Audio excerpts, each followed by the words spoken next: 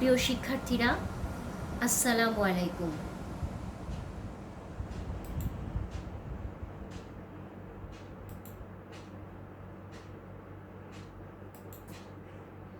তোমাদেরকে প্রথম বর্ষের ব্যবসা পরিচিতি ক্লাসে স্বাগতম জানাচ্ছি।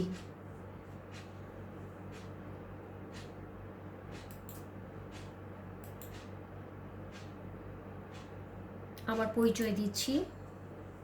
আমি সালমা সত্তার, সহকারী অধ্যাপক, ব্যবস্থাপনা বিভাগ।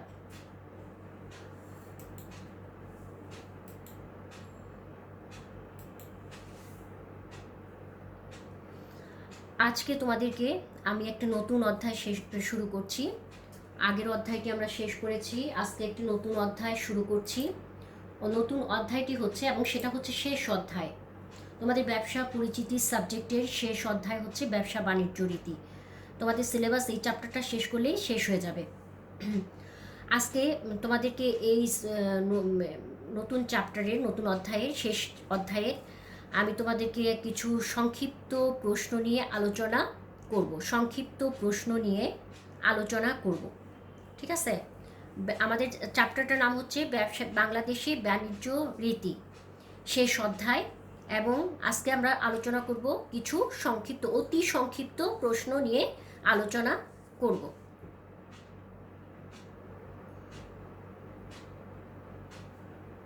বাংলাদেশে বাণিজ্য রীতি ক বিভাগে তোমাদের সাধারণত আমরা জানি 10 নম্বরের প্রশ্ন আসে, এবং সেখানে সংক্ষিপ্ত প্রশ্ন আসে, অতি সংক্ষিপ্ত প্রশ্ন। এবং সেই অতি সংক্ষিপ্ত প্রশ্নগুলোই আজকে আমরা ডিসকাস করব। খুব ইম্পর্টেন্ট প্রশ্ন হচ্ছে বাণিজ্য নীতি কি? এটা আমরা দেখি। বাণিজ্য নীতি কি? দেশের ব্যবসা বাণিজ্যের সুষ্ঠু নিয়ন্ত্রণ ও পরিচালনার উদ্দেশ্যে সরকার যে নীতি বা আইন প্রণয়ন করে তাকে বাণিজ্য নীতি বলে। ঠিক আছে? একটা দেশের বাণিজ্যকে, ব্যবসা বাণিজ্যকে সুন্দরভাবে, সুষ্ঠুভাবে, ভালোভাবে পরিচালনা করার জন্য সরকার যে নীতি প্রণয়ন করেন তাই হচ্ছে বাণিজ্য নীতি।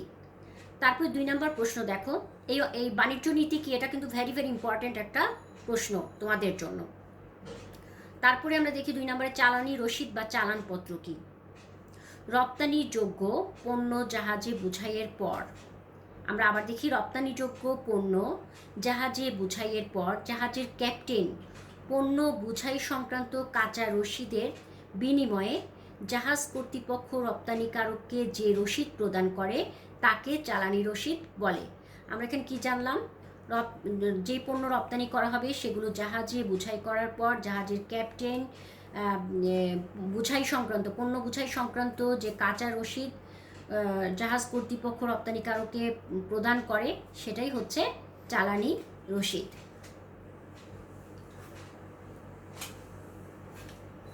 তারপর 3 নম্বর প্রশ্ন, এটা মোটামুটি ইম্পর্টেন্ট।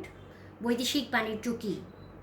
যখন পণ্য সামগ্রীর লেনদেন নিজের দেশের ভৌগোলিক সীমানা ছাড়িয়ে অন্য কোনো দেশের সাথে সংগঠিত হয় তখন তাকে আমদানি রপ্তানি বাণিজ্য বা বৈদেশিক বাণিজ্য বলে। মানে নিজের দেশের ভৌগোলিক সীমা বাদ ছাড়িয়ে যখন অন্য দেশের সাথে ব্যবসা বাণিজ্য চলে বা আমদানি রপ্তানি হয় তখন সেটাকে আমরা বলি বৈদেশিক বাণিজ্য।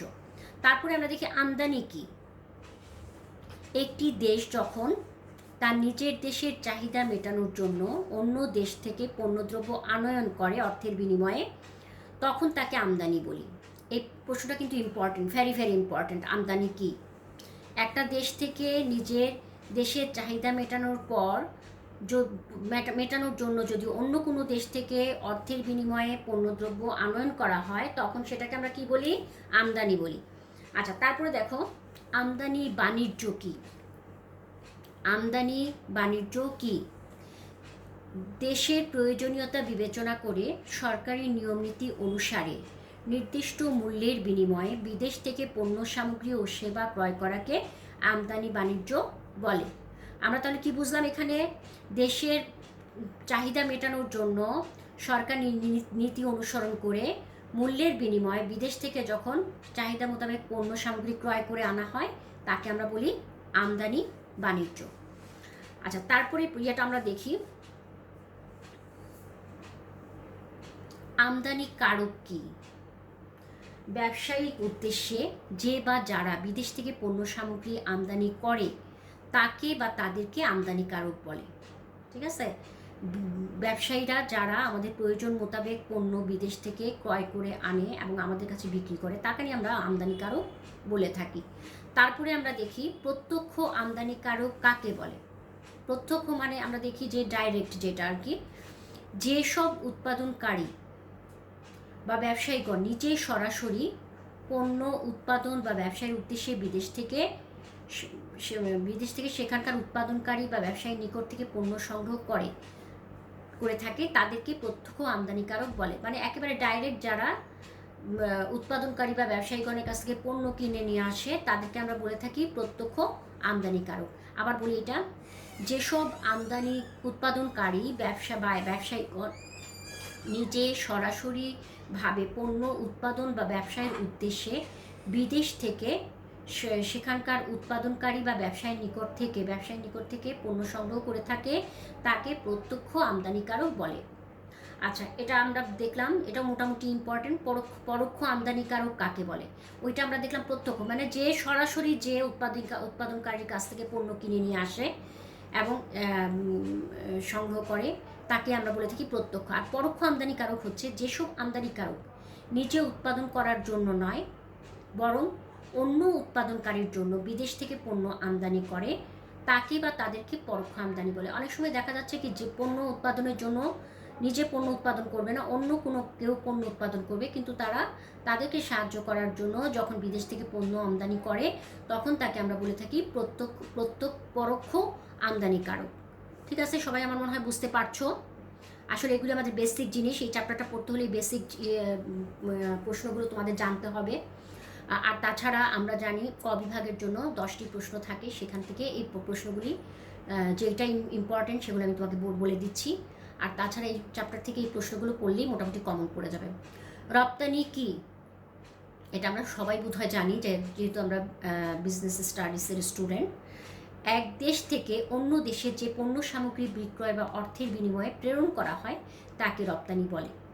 মানে নিজের দেশ থেকে যখন অন্য দেশে পণ্য বিক্রি করা হয় তাকেই রপ্তানি বলে। আচ্ছা, তারপরে চলে আসো রপ্তানি বাণিজ্য কি। রপ্তানি বৈদেশিক বাণিজ্যের একটা গুরুত্বপূর্ণ শাখা। আমরা জানি যে কোনো দেশ যদি রপ্তানি বেশি করে আমদানি কম করে তাহলে সেই দেশ কি অবশ্যই বাণিজ্যিক দিক থেকে সমৃদ্ধশালী এবং সেটা দেশের জন্য বেটার, কারণ সেখানে বৈদেশিক মুদ্রা অর্জন করা সম্ভব হয়।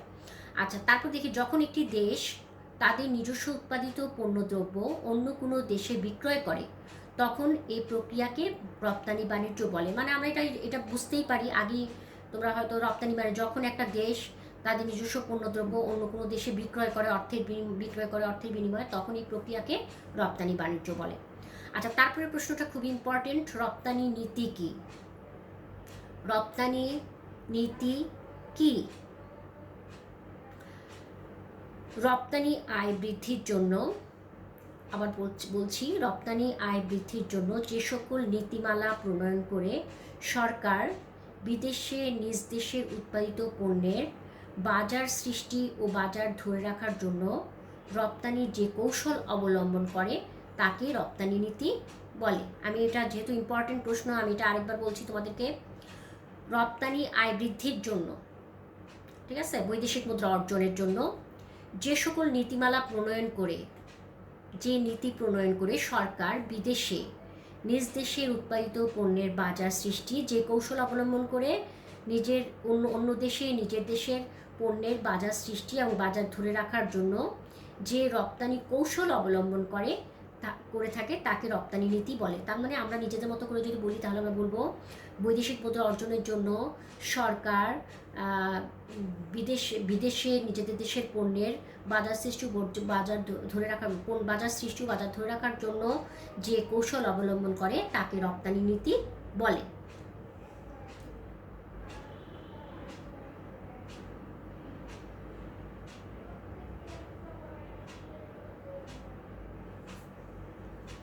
আচ্ছা, তারপরে আমরা দেখি প্রত্যক্ষ রপ্তানিকারক কি।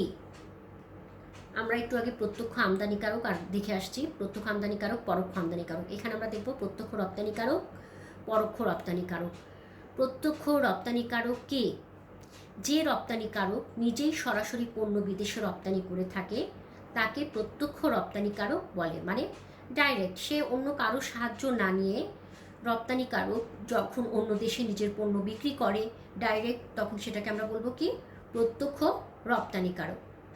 বুঝতে পেরেছ? আমার মনে হয় সবাই বুঝতে পেরেছ। যে রপ্তানিকারক নিজেই সরাসরি পণ্য বিদেশে রপ্তানি করে থাকে তাকে প্রত্যক্ষ রপ্তানিকারক বলে। আচ্ছা, তারপরে আমরা দেখি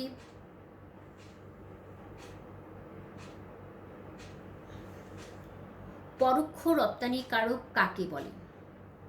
ওইটা আমরা দেখলাম ডাইরেক্ট, আর এটা আমরা দেখব ইনডাইরেক্ট। প্রত্যক্ষ রপ্তানিকারক ছাড়াও কিছু কিছু ব্যক্তি বা প্রতিষ্ঠান রপ্তানি বাণিজ্য পরিচালনা করে থাকে। মানে রপ্তানিকারক নয়, কিন্তু কারককে সহযোগিতা করার জন্য কিছু ব্যক্তি বা প্রতিষ্ঠান থাকে, তারা কি করে? রপ্তানিকারককে সাহায্য করে এবং তাদের মাধ্যমেই কী করে থাকে?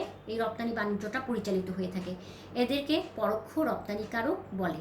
তাহলে ওখানে আমরা দেখেছি কি প্রত্যক্ষ রপ্তানিকারক নিজেই করছে, আর এখানে রপ্তানিকারক নিজে করছে না, তাকে সহযোগিতা করার জন্য কিছু ব্যক্তি বা প্রতিষ্ঠান তার হয়ে যখন রপ্তানি বাণিজ্যটা পরিচালনা করে তাদেরকে আমরা পরোক্ষ রপ্তানিকারক বলি। আচ্ছা, তাহলে আমরা প্রত্যক্ষ আর পরোক্ষ। প্রত্যক্ষ মানে হচ্ছে রপ্তানিকারক নিজেই যখন রপ্তানি কাজটি সম্পাদন করে তখন তাকে বলা হয় প্রত্যক্ষ, আর পরোক্ষ হচ্ছে রপ্তানিকারক নিজে না করে যখন অন্য কোনো ব্যক্তি বা প্রতিষ্ঠানের মাধ্যমে রপ্তানি কাজটি পরিচালনা করে তখন তাকে পরোক্ষ রপ্তানিকারক বলে থাকে। আচ্ছা, তারপরে চলে আসো ভেরি ভেরি ইম্পর্টেন্ট প্রশ্ন, পুনরায় রপ্তানি বাণিজ্য কি? পুনরায় রপ্তানি বাণিজ্য কি? ভেরি ভেরি ইম্পর্টেন্ট প্রশ্ন। আমরা একটু দেখি। আমদানিকারক কোনো দেশ থেকে পণ্য আমদানি করে, আমদানিকারক কোনো দেশ থেকে পণ্য আমদানি করে উক্ত পণ্য পুনরায় অন্য দেশে রপ্তানি করলে তাকে পুনরায় রপ্তানি বাণিজ্য বলে। আমদানিকারক এক দেশ থেকে পণ্য কিনে এনে যখন ওই পণ্যটা আবার অন্য দেশে রপ্তানি করে তখন তাকে পুনরায় রপ্তানি বলে। এটা কিন্তু ভেরি ভেরি ইম্পর্টেন্ট প্রশ্ন। আমরা একটু আগে যেটা দেখছিলাম আবার একটু বলি। পুনরায় রপ্তানি আমরা একটা এক্সাম্পল দিতে পারি। মনে করো জাপান থেকে ভারত গাড়ি কিনে এনে সেটা যদি আবার বাংলাদেশে বিক্রি করে তখন সেই বাণিজ্যটাকে আমরা বলবো পুনরায় রপ্তানি বাণিজ্য।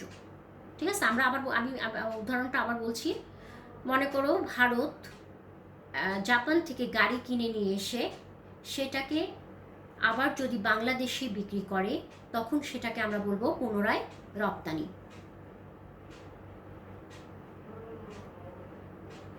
আচ্ছা, তারপরে প্রশ্নটা হচ্ছে ফরমায়েশপত্র কি? এটাও কিন্তু আমরা 3 স্টার যেহেতু দিয়েছি, এটা খুব ভেরি ভেরি ইম্পর্টেন্ট প্রশ্ন। ফরমায়েশপত্র কি? আচ্ছা দেখো, এখানে আমদানিকারক পণ্যের নাম আমরা একটু দেখি।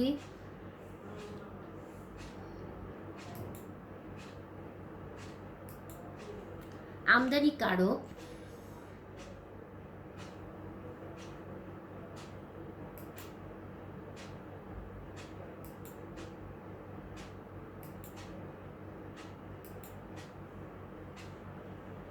ফরমায়েশপত্র কি? আচ্ছা, আমদানিকারক পণ্যের কি নাম, তারপরে আমরা দেখি কি হলো নাম, তারপরে আমরা দেখি পরিমাণ, তারপরে আমরা বলতে পারি গুণগত মান, পণ্যের মূল্য, পরিশোধের পদ্ধতি, পণ্য প্রেরণের সময়সীমা ও বীমাকরণ ইত্যাদি বিষয় উল্লেখপূর্বক পণ্য প্রেরণের জন্য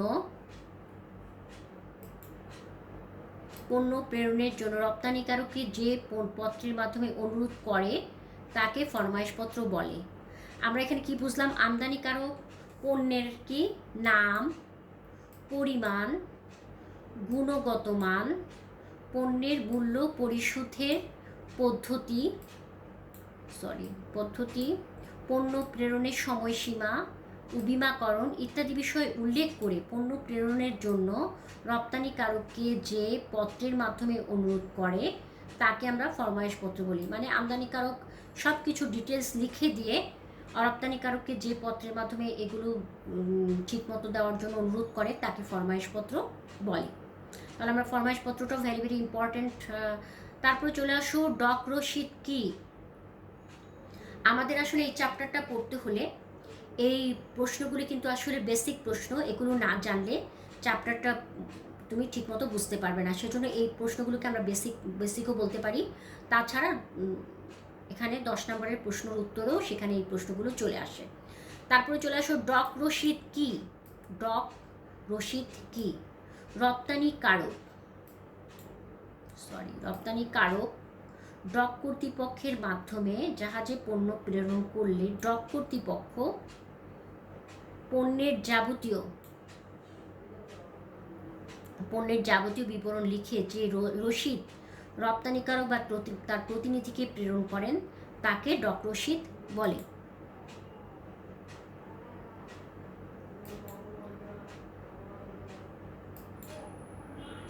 আচ্ছা, তারপরে আমরা কাঁচা রসিদ কি। কাঁচা রসিদ কি? জাহাজে পণ্য বুঝাইয়ের পর পণ্য প্রাপ্তি স্বীকার করে, আবার বলি, জাহাজে পণ্য বুঝাইয়ের পর পণ্য প্রাপ্তি স্বীকার করে জাহাজের ক্যাপ্টেন বা অধ্যক্ষ, ঠিক আছে, ক্যাপ্টেনকে অধ্যক্ষ বলা যায়, ক্যাপ্টেন যে স্বীকারপত্র রপ্তানিকারক বা তার প্রতিনিধিকে প্রদান করেন তাকে কাঁচা রসিদ বা এটাকে ম্যাটস রসিদও বলা হয়। আবার বলছি, জাহাজে পণ্য বুঝাইয়ের পর পণ্য প্রাপ্তি স্বীকার করে জাহাজের ক্যাপ্টেন বা অধ্যক্ষ যে স্বীকারপত্র রপ্তানিকারক বা তার প্রতিনিধিকে প্রদান করে, মানে জাহাজে যে পণ্য বুঝাই করা হয়েছে সেটা স্বীকারোক্তি যখন প্রতিনিধিকে বা রপ্তানিকারককে প্রদান করে তখন সেটাকে আমরা কাঁচা রসিদ বা ম্যাটস রসিদও বলা হয়। এবার চলে আসো, তারপরে প্রশ্নটা দেখা যায় জিএসপি সনদ কি। এটা ভেরি ভেরি ইম্পর্টেন্ট প্রশ্ন। আমরা এখানে দেখতে পাই জিএসপি সনদ কি। উন্নত দেশগুলো উন্নয়নশীল দেশে পণ্য রপ্তানি করার সময় যে বিশেষ শুল্ক রেয়াতের সুবিধা প্রদান করে তাকে জিএসপি সনদ বলে। ঠিক আছে, আমরা তাহলে আবার দেখি, উন্নত দেশগুলো উন্নয়নশীল দেশে পণ্য রপ্তানি করার সময় যে বিশেষ শুল্ক রেয়াত সুবিধা প্রদান করে তাকে জিএসপি সনদ বলে। তারপরে চলে আসো, দলিল প্রত্যয়পত্র কি। দলিল প্রত্যয়পত্র কি?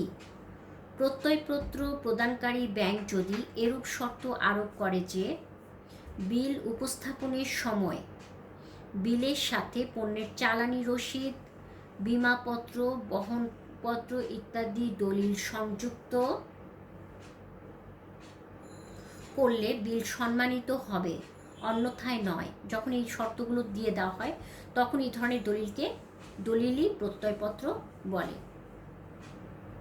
ঠিক আছে, তারপর আমরা দলিলবিহীন প্রত্যয়পত্র বা পরিচ্ছন্ন প্রত্যয়পত্র, এটা তার ঠিক অপোজিট হবে।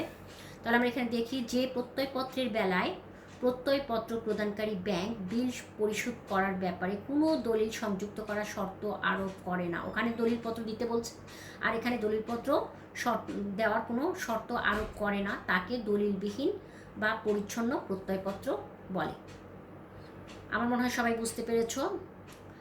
আচ্ছা, তারপরে আমরা দেখি অভ্যন্তরীণ বাণিজ্য কি। ভেরি ভেরি ইম্পর্টেন্ট প্রশ্ন, অভ্যন্তরীণ বাণিজ্য কি। যখন কোনো দেশের ভৌগোলিক সীমারেখার মধ্যে পণ্যদ্রব্য ও সেবার লেনদেন বা ক্রয় বিক্রয় কার্যাবলী সংঘটিত হয় তখন তাকে অভ্যন্তরীণ বাণিজ্য বলে। মানে দেশের মধ্যে যখন পণ্যদ্রব্য কেনা বেচা হয় তখন সেটাকে আমরা কি বলে থাকি? অভ্যন্তরীণ বাণিজ্য বলি, সহজ কথায়। আচ্ছা, তারপর দেখো পাইকারি ব্যবসা কি। এটাও কিন্তু ভেরি ভেরি ইম্পর্টেন্ট প্রশ্ন। দেখো 3 স্টার যেগুলো সেগুলো ভেরি ভেরি ইম্পর্টেন্ট প্রশ্ন, ভেরি ভেরি ইম্পর্টেন্ট কোশ্চেন। আচ্ছা, আর যেগুলো 2 স্টার সেগুলো হচ্ছে ইম্পর্টেন্ট, ভেরি ভেরি নয়। আচ্ছা, আর যেগুলো 1 স্টার সেগুলো তোমাদেরকে দেখে যেতে হবে, জেনে যেতে হবে, কিন্তু আমি এটাকে ভেরি ভেরি বা ইম্পর্টেন্টের মধ্যে খুব বেশি ইম্পর্টেন্ট মনে করছি না, যেগুলো 1 স্টার জানতে হবে। আচ্ছা, তাহলে আমরা পাইকারি ব্যবসা কি দেখি, উৎপাদকের নিকট থেকে একসাথে প্রচুর পরিমাণে পণ্য ক্রয় করে ভবিষ্যতে সেগুলো খুচরা ব্যবসায়ীদের নিকট অল্প পরিমাণে বিক্রি করার কাজকে পাইকারি ব্যবসা বলে। এটা আমরা সবাই জানি, উৎপাদকের কাছ থেকে বা আমদানিকারক কাছ থেকে যখন বেশি পরিমাণে পণ্য কিনে এনে খুচরা ব্যবসায়ীদের নিকট অল্প পরিমাণে পণ্য বিক্রয় করে তাকেই পাইকারি ব্যবসা বলে। আচ্ছা, এটা কিন্তু ইম্পর্টেন্ট প্রশ্ন। তারপর দেখো পাইকার কে, এটা আমরা এক কথায় বলতে পারি যে পাইকারি ব্যবসার কাজটি সম্পাদন করে সেই হচ্ছে পাইকার। তারপর আমরা একটু দেখি ডিটেলস। উৎপাদকের নিকট থেকে একসাথে প্রচুর পরিমাণে পণ্য ক্রয় করে ভবিষ্যতে সেগুলো খুচরা ব্যবসায়ীদের নিকট অল্প পরিমাণ বিক্রি করার কাজকে পাইকারি ব্যবসা বলে। যারা পাইকারি ব্যবসা সংক্রান্ত কার্যকলাপে লিপ্ত থাকে তাদেরকে পাইকারি ব্যবসায়ী বা পাইকার বলে। খুচরা ব্যবসা কি? খুচরা ব্যবসা কি? আচ্ছা, খুচরা ব্যবসা বলতে ওই সব ব্যক্তি বা প্রতিষ্ঠানকে বোঝায় যারা চূড়ান্ত ভোক্তার কাছে সরাসরি পণ্য ও সেবা পৌঁছে দেয়। যারা ক্রেতাদের কাছে পণ্য পৌঁছে দেয় তারাই হচ্ছে খুচরা ব্যবসায়ী। যে ব্যক্তি বা প্রতিষ্ঠান খুচরা ব্যবসা সংক্রান্ত কার্যাবলী সম্পাদন করে তাকে খুচরা ব্যবসায়ী বলে। ঠিক আছে, আমরা জানি পাইকারিদের কাছ থেকে পণ্য কিনে এনে যখন অল্প অল্প পরিমাণে ভোক্তাদের কাছে পণ্য বিক্রি করে সেই ব্যবসাকে বলা হয় খুচরা ব্যবসা। আর যে এই কাজটি সম্পাদন করে তাকে বলা হয় খুচরা ব্যবসায়ী। এবং এই খুচরা ব্যবসায়ী কি করে থাকে? খুচরা ব্যবসা সংক্রান্ত কার্যাবলী সম্পাদন করে থাকে। বহু শাখা বিপণী বলতে কি বুঝো? উৎপাদনকারী যখন দেশের বিভিন্ন অংশে বা শহর ও নগরীর বিভিন্ন এলাকায় খুচরা ব্যবসা বা খুচরা দোকান খুলে উৎপাদিত পণ্য সরাসরি ভোক্তাদের নিকট বিক্রয়ের ব্যবস্থা করে তখন তাকে বহু শাখা বিপণী বলে। আচ্ছা, তাহলে আমরা বলি উৎপাদনকারী মানে এখানে অবশ্যই হতে হবে একজন উৎপাদনকারী। উৎপাদনকারী বিভিন্ন জায়গায়, দেশে বিদেশে বিভিন্ন জায়গায়, এলাকায় বিভিন্ন জায়গায় কি করা, বিভিন্ন শহরে দেশের বিভিন্ন অংশে তারা কি করে শোরুমের মাধ্যমে পণ্য সরাসরি ক্রেতাদের কাছে বিক্রি করে। এবং এটা উৎপাদন হচ্ছে এক জায়গায় এবং সেটা বিক্রি হচ্ছে বিভিন্ন জায়গায়। এই ব্যবসাকে আমরা বলে থাকি, এই দোকানকে, এই ধরনের স্টোরকে আমরা বলে থাকি বহু শাখা বিপণী। যেমন আমরা এক্সাম্পল হিসেবে বলতে পারি বাংলাদেশে বাটার জুতার দোকান। উৎপাদন হয় এক জায়গায় কিন্তু বিক্রি হয় বিভিন্ন জায়গায়। সাধনা ঔষধালয়, শক্তি ঔষধালয়, সিঙ্গার সামগ্রীর দোকান ইত্যাদি বহু শাখা বিপণীর উদাহরণ। আচ্ছা, তারপরে আমরা দেখি বিভাগীয় বিপণী কি। বহু শাখা বিপণী আমরা দেখলাম, এবার আমরা দেখব বিভাগীয় বিপণী। বিভাগীয় বিপণী হলো একই মালিকানা ও পরিচালনার অধীনে কতগুলো খুচরা দোকানের সংযোজন। এতে একটি গৃহের মধ্যে বিভিন্ন বিভাগ থাকে। বড় বড় শহরের কেন্দ্রস্থলে বিভাগীয় বিপণী স্থাপিত হয়। বিভাগীয় বিপণীর উদাহরণ হিসেবে লন্ডনের সেলফ্রিডস, জাপানের নিটসোকোনি, ফ্রান্সের বনমার্ট ইত্যাদির নাম উল্লেখ করা যায়। মানে ওরা বিভিন্ন জায়গা থেকে পণ্য সংগ্রহ করে এনে যখন একই জায়গায় বিভিন্ন পণ্য একই জায়গা থেকে একই জায়গায় বিক্রি করে বিভিন্ন, যেমন আমরা বলতে পারি যেমন বাংলাদেশে যদিও এত বড় ধরনের বিভাগীয় বিপণী নেই তারপরেও আমরা বলতে পারি আগোরা, আমরা বলতে পারি আড়ং, এগুলোকে আমরা বলতে পারি। আচ্ছা, তাহলে সেখানে আর আসলে বড় বড় বিভাগীয় বিপণীগুলিতে যেমন আমরা বিভিন্ন জায়গার বিভিন্ন দেশের বিভাগীয় বিপণীর নাম বললাম, এসব দেশগুলোতে দেখা যায় সুই থেকে শুরু করে এরোপ্লেন পর্যন্ত একই জায়গা থেকে কেনা যায়। আচ্ছা, তারপরে চলে আসো পণ্য বিনিময় সহায়ক কাজগুলো কি কি। আমরা বোধহয় সবাই জানি পণ্য বিনিময় সহায়ক কাজগুলি হচ্ছে ব্যাংক, বিমা, পরিবহন, গুদামজাতকরণ, বিজ্ঞাপন। এটা তোমরা সবাই জানো, এটা আমার মনে হয় ইন্টারেই তোমরা এটা পড়ে আসছো। পণ্য বিনিময়কে সহায়তা করে থাকে এই কাজগুলো। আচ্ছা, তারপরে আমরা দেখি নৌভাটকপত্র কি। নৌভাটকপত্র কি? জাহাজ ভাড়া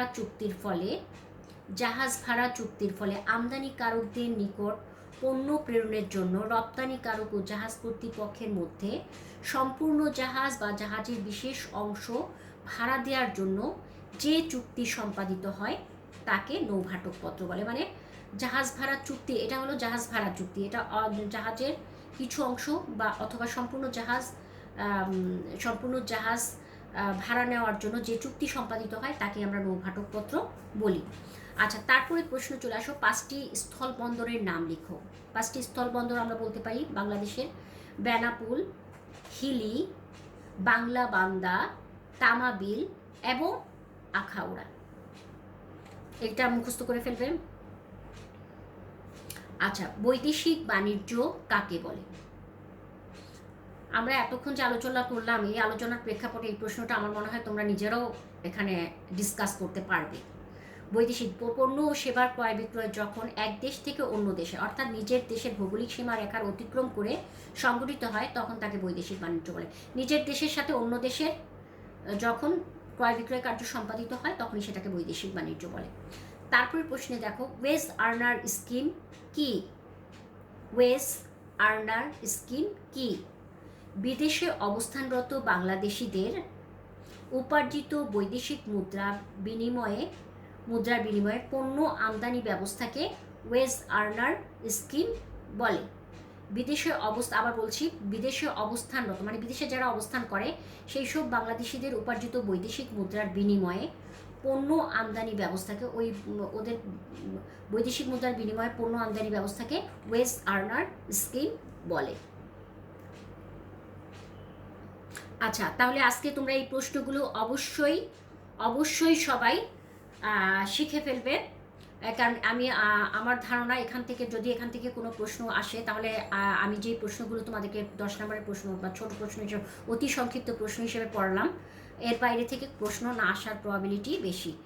যদি এই চ্যাপ্টার থেকে প্রশ্ন করে তাহলে আমি আজকে যা পড়লাম তার মধ্যে থেকেই তোমরা ইনশাল্লাহ পেয়ে যাবে। আচ্ছা, তোমাদেরকে সবাইকে অসংখ্য ধন্যবাদ জানিয়ে আমি আমার ক্লাসটি আজকে শেষ করছি। সবাই ভালো থাকো, সুন্দর থাকো, পড়াশোনা বাসায় বসে বসেই পড়াশোনা করবে, সবাই নিরাপদে থাকবে, বাইরে যাবে না কেউ। ধন্যবাদ সবাইকে।